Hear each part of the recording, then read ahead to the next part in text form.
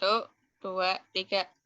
Assalamualaikum warahmatullahi wabarakatuh. Selamat malam kepada teman-teman dan terima kasih atas waktunya dan dosen pengampu kita yaitu Pak Zainal. Sebelumnya, izinkan kami untuk memperkenalkan diri terlebih dahulu. Saya Lydia Floresita, presensi 19. Saya Johar Mayuna, Priasti absen 16. Saya Nindya Aulia Putri dari absen 5. Saya Rinda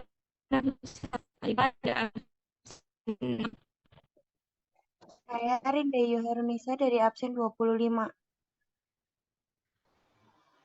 Jadi di sini kami akan mempresentasikan materi tentang hubungan antar lembaga negara menurut Undang-Undang 1945, sistem pemerintahan negara dan sistem pemerintahan daerah.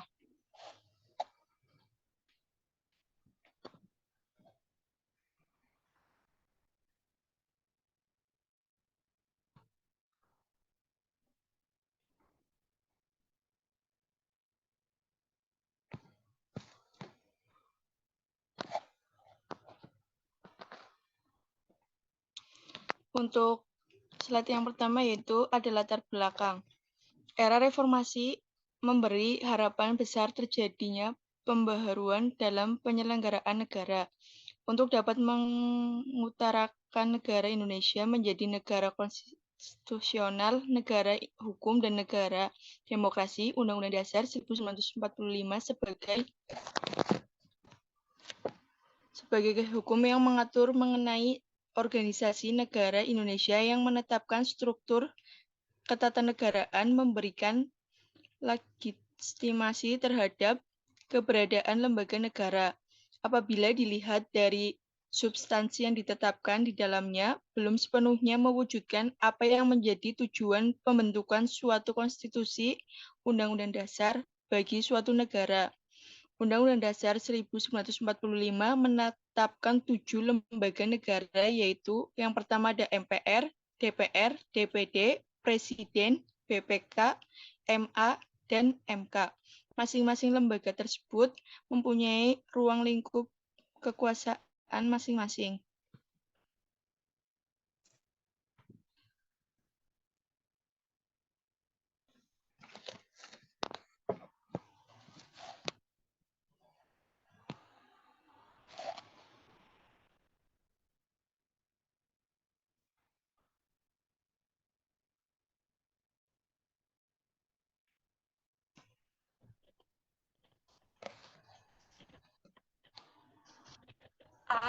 hubungan antar lembaga negara menurut UUD 1945.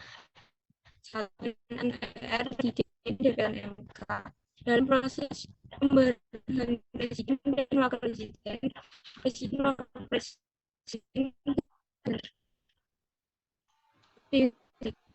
MPR sebabnya menurut UUD di atas ini terjadi apabila terbukti melakukan pelanggaran hukum berupa pengkhianatan terhadap negara, korupsi, tindakan pidana, telah memenuhi syarat sebagai presiden. Dua, hubungan antara DPR dan presiden. DPR terpilih ketika rancangan undang-undang atau RUU dibahas bersama oleh DPR dan Presiden. Jika tidak ada persetujuan bersama, maka RUU tidak boleh diajukan lagi dalam persidangan DPR masa itu. Presiden mengesahkan RUU menjadi undang-undang atau Presiden berhak menekan peraturan pemerintah mengganti RUU dengan persetujuan DPR. Hubungan antara DPR dan DPD. Hubungan DPD dilihat DPD mengajukan RUU pada DPR, DPD mengajukan RUU pada dan daerah. Hubungan pusat daerah serta yang hubungan dengan perimbangan keuangan pusat dan daerah. DPD ikut membahas RUU dan dan penakaan yang telah disahkan. DPD juga memberikan pertimbangan dan DPR atas pajak pendidikan dan agama.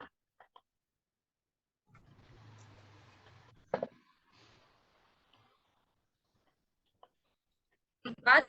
Hubungan antara MPR dan DPD. Hubungan antara MPR dan DPD dilihat keanggotaannya. Anggota DPD merupakan bagian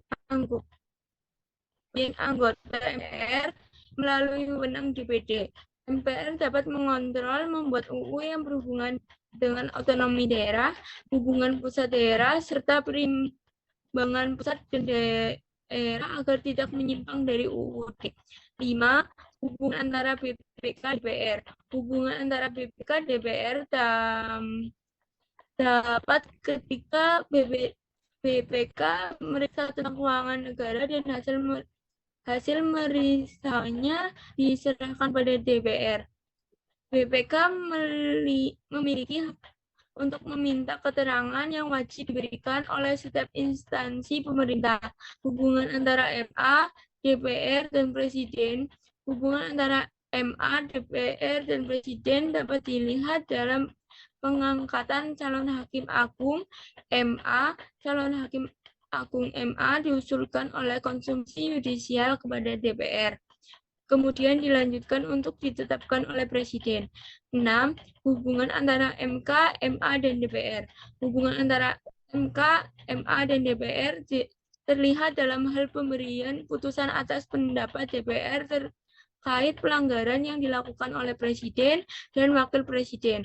Anggota MK terdiri dari 9 orang yang ditetapkan oleh Presiden, 3 orang diajukan oleh MA, 3 orang diajukan oleh DPR, dan 3 orang diajukan oleh Presiden.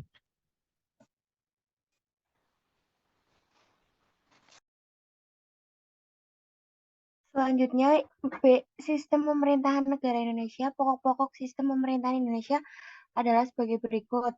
Yang pertama ada bentuk negara kesatuan dengan prinsip otonomi daerah yang luas. Kedua, bentuk pemerintahan adalah republik, sedangkan sistem pemerintahan presidensial. Yang ketiga, ada presiden adalah kepala negara dan sekaligus kepala pemerintahan. 4, kabinet atau menteri diangkat oleh presiden dan bertanggung jawab kepada presiden. 5, parlemen terdiri atas 2 bagian, bikamaral, Dewan Perwakilan Rakyat DPR, dan Dewan Perwakilan Daerah DPD. 6. Kekuasaan yudikatif dijalankan oleh Mahkamah Agung dan badan peradilan di bawahnya. Selanjutnya yang B. Beberapa variasi dari sistem pemerintahan presidensial di Indonesia. Yang pertama, presiden sewaktu-waktu dapat diberhentikan oleh MPR atas usul dari DPR. Jadi, DPR tetap memiliki kekuasaan mengawasi presiden meskipun secara tidak langsung. Yang kedua, ada presiden dalam mengangkat pejabat negara perlu dipertimbangkan atau persetujuan dari DPR. 3. Presiden dapat mengeluarkan kebijakan tertentu perlu pertimbangan atau persetujuan dari DPR. Parlemen diberi kekuasaan yang lebih besar dalam membentuk undang-undang dan hak budget anggaran.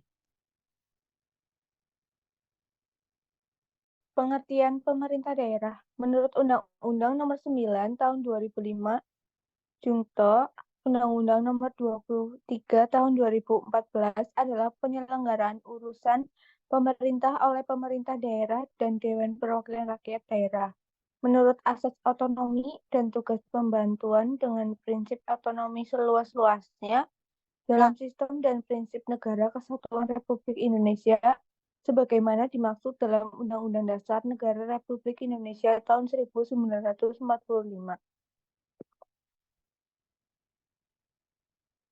Pasal 18 Undang-Undang 1945 menjelaskan ketentuan tentang pemerintah daerah sebagai berikut.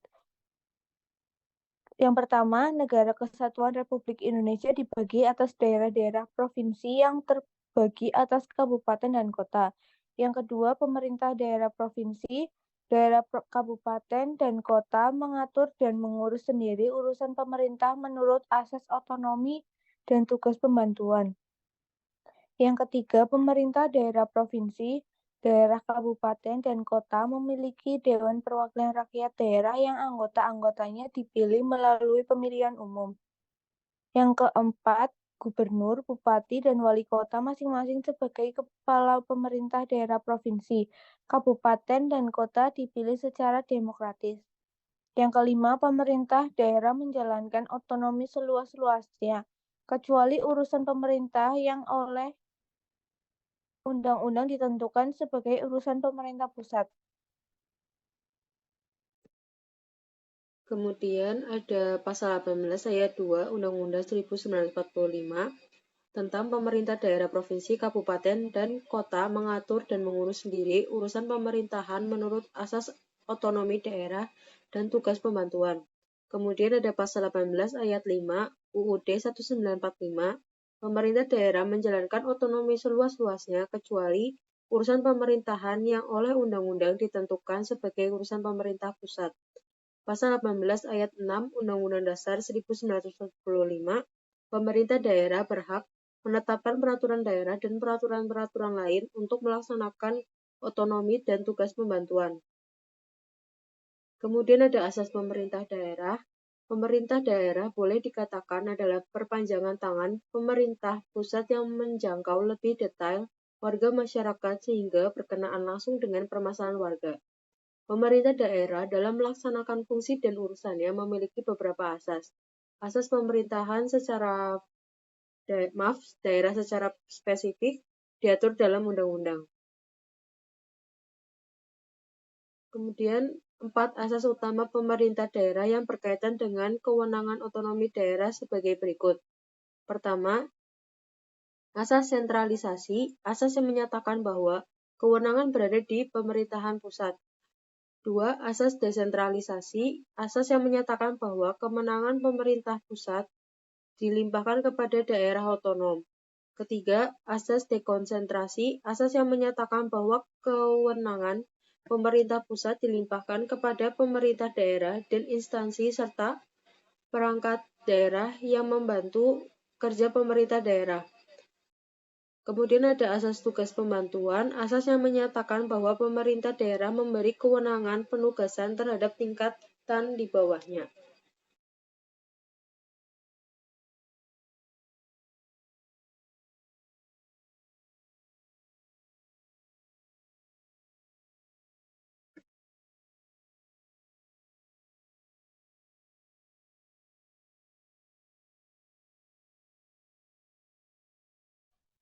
Baik, mungkin bisa langsung ke slide yang terakhir. Sekian presentasi kelompok kami. Apabila ada salah kata maupun kekurangan mohon dimaafkan. Kurang lebihnya mohon maaf. Wassalamualaikum warahmatullahi wabarakatuh.